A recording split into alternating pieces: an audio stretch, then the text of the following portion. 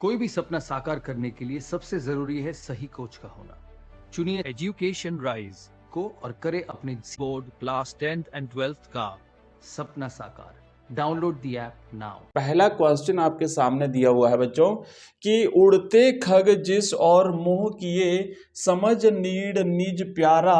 तो यहाँ पर बच्चों ये पूछा है कि इस पंक्ति का भाव क्या है, कवि क्या कहना चाहता है इस पंक्ति के माध्यम से।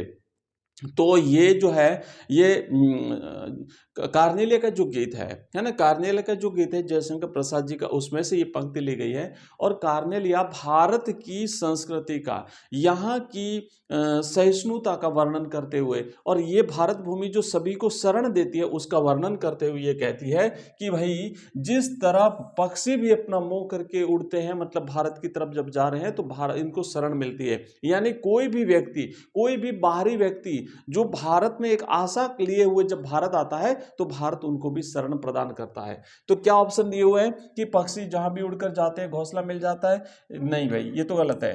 इसके बाद यहाँ के व्यक्ति यहाँ कभी भी आए तो उन्हें शरण मिल जाती है, तो यहाँ के व्यक्ति तो यही के होते हैं, उनको शरण की क्या जरूरत है। और फिर क्या किसी भी देश के व्यक्ति यहाँ आए उन्हें शरण मिल जाती है? बिल्कुल सही जवाब है। मतलब किसी भी देश का बाहरी व्यक्ति भी प्रताड़ित होकर के और किसी कारण से भारत की तरफ आता है तो वहां पे इनको शरण मिल जाती है। तो ये इसका भाव है ये। नेक्स्ट है अपना दूसरा प्रश्न। दूसरा प्रश्न ये है, दूसरा प्रश्न है कि सूर्यधनु इंद्रधनुष, सूर्य का मतलब देखो, सूर्यधनु का मतलब होता है बच्चों इंद्रधनुष, ठीक है, की तुलना किससे की गई? सूर्यधनु की तुलना किससे की गई है? इंद्रधनुष की तुलना किससे की गई है? तो आपको पंक्ति याद होगी ना कि सूर्यधनु से पंख पसारे उड़ते मलय समीर सहारे। सूर्यधनु के समान अपने छोटे छोटे पंखों को फैला करके उस मलय गिरे से आने वाली ठंडी ठंडी हवा के सहारे सहारे उड़ रहे हैं ये पक्षी। तो देखो सूर्यधनु से पंख पसारे, सूर्यधनु के समान, सूर्यधनु से का मतलब होता है इंद्रधनुष के समान। तो कौन इंद्रधनुष के समान? कौन? पक्षी, सूर्य, मलयाचल पर्वत या हिमालय? तो बच्चों पक्षी यहाँ पे राइट आंसर है, ऑप्शन ए कि पक्षी अपने छोटे छोटे जो इनके रंग बिरंगे जो पंख होते हैं उनको इंद्रधनुष के समान बताया गया। क्योंकि इंद्रधनुष में भी अलग अलग कलर होते हैं, 7 रंगों का होता है इंद्रधनुष भी, तो पक्षी भी अलग अलग कलर के होते हैं और उसके समान इसे दिखाया गया है। Right answer. अगला क्वेश्चन नेक्स्ट तीसरा क्या है कि सरोज स्मृति कविता में शकुंतला के समान किसको माना गया है? माता को, पत्नी को, पुत्री को या फिर सुमित्रा को? तो बच्चों करेक्ट आंसर रहेगा पुत्री शकुंतला को।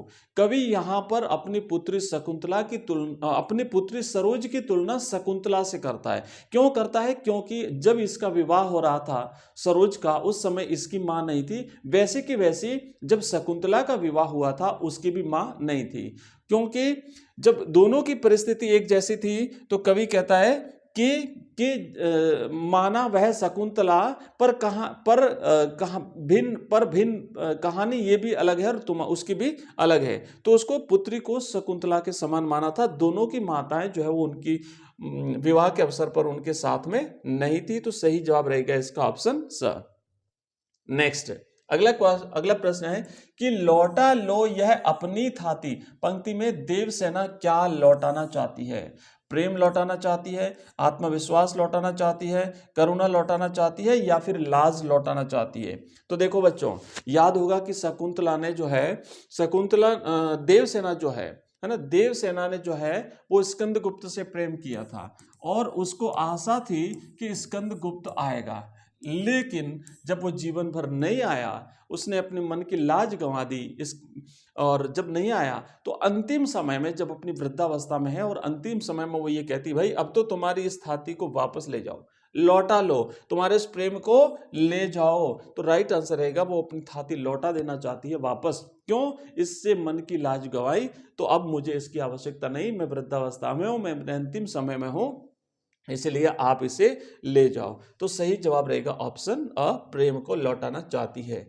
नेक्स्ट प्रश्न है, वामनाचार्य गिरी सड़क पर चलते हुए किस पर कविता बना रहे थे। याद होगा बच्चों आपको प्रेमघन की छाया स्मृति जो हमने पढ़ा था, उसमें एक प्रतिभाशाली कवि थे, वो थे वामनाचार्य गिरी जी। और ये जो है आचार्य बद्रीनारायण चौधरी प्रेमघन पर कविता बना रहे थे। तो कविता बना रहे थे लेकिन अंतिम पद नहीं बन रहा, तो सड़क पर चलते हुए कविता बना रहे थे। किस पे बना रहे थे? बद्रीनारायण चौधरी प्रेमघन पर। और जैसे अंतिम पद जब नहीं बन रहा था और जैसे ही उन्होंने प्रेमघन को वहां पे खड़े हुए देखा तो अंतिम पंक्ति बना ली, जैसे खड़ी नारी मुगलाने की। तो ये चौधरी बच्चों रहेगा आंसर चौधरी साहब पर। हाँ, चौधरी साहब पर। चौधरी बद्रीनारायण चौधरी प्रेमघन पर कविता बना रहे थे आचार्य वामनाचार्य गिरी जी। और क्या पंक्ति लिखी थी? प्रश्न यहां से भी बन सकता है कि जैसे खड़ी नारी मुगलाने की। तो ये किसने लिखा था? ये पंक्ति किसकी है? तो ये आचार्य वामनाचार्य गिरी जी की है। किसके बारे में कही थी? बद्रीनारायण चौधरी प्रेमघन के बारे में कही थी। नेक्स्ट अपना छठा प्रश्न है, क्या है कि मुझ भाग्यहीन की तू संबल, क्या कहूं आज जो नहीं कही। मतलब इतने समय तक है ना, इतने समय तक मैंने मेरी ये पीड़ा किसी से नहीं की थी। पीड़ा बहुत थी, बहुत तकलीफ में थे निराला, जीवन भर संघर्ष किया था, परिवार के कई सदस्य काल कवलित हो चुके थे और अंत में एकमात्र सहारा जो था इनकी पुत्री सरोज, वो भी जब चल बसी तो फिर निराला बहुत निराश हो गया। और उस समय फिर ये निराला कहते हैं कि मुझ भाग्यहीन की तू संबल, तू ही तो एकमात्र सहारा थी, क्या कहूं आज जो हुई विकल। तो ये जो है वो इसके बारे में कहा है भाई कि संबल किसे कहा है, तो संबल उन्होंने अपनी पुत्री सरोज को कहा है। तो सही जवाब रहेगा ऑप्शन 1। नेक्स्ट क्वेश्चन है हमारा अगला बच्चों, 7वां प्रश्न। क्या कहा है कि विवाह के समय पुत्री को देखकर कवि निराला किसकी स्मृति में खो जाते हैं। जब अपनी पुत्री का विवाह करते हैं तो एक जगह वो कंपैरिजन भी करते हैं ना, ऐसा लग रहा है जैसे जो है वो उसी का रूप जैसे दिख रहा है, अपनी पत्नी का ही रूप जो है वो उसमें दिख रहा है। तो यहाँ पे राइट आंसर रहेगा वो अपनी पत्नी की स्मृति में खो जाते हैं। तो सही जवाब है इसका ऑप्शन अ। नेक्स्ट प्रश्न है हमारा बच्चों, 8वां प्रश्न है कि कौन सी कृति प्रेमचंद की नहीं है। मुंशी प्रेमचंद जी की कृति मानसरोवर बिल्कुल इनकी कृति है बच्चों। कर्मभूमि, गोदान, ये तो इनके उपन्यास है, प्रसिद्ध उपन्यास है। पेड़ का हाथ भाई ये नहीं है, और गोदान भी है इनका, है ना। कर्मभूमि, रंगभूमि, मानसरोवर, गोदान, ये बहुत सारी रचना है, लेकिन पेड़ का हाथ ये इनकी रचना नहीं है। तो इस प्रश्न का सही जवाब है ऑप्शन ए, ऑप्शन स 8 का। नेक्स्ट अगला क्वेश्चन है हमारा 9वां प्रश्न है कि देवसेना कौन थी और वह किससे प्रेम करती थी। तो बच्चों हमें अच्छी तरह से याद है कि देवसेना मालवा के राजा बंधु वर्मा की बहन थी और वो स्कंदगुप्त से प्रेम करती थी। देवसेना मालवा के राजा बंधु वर्मा की बहन थी और स्कंदगुप्त से प्रेम करती थी। और ये जो है ना, ये अगर पूछा जाए कि देवसेना कहाँ से लिया गया है, तो ये जयशंकर प्रसाद के का जो नाटक है स्कंदगुप्त, उसमें से लिया गया है।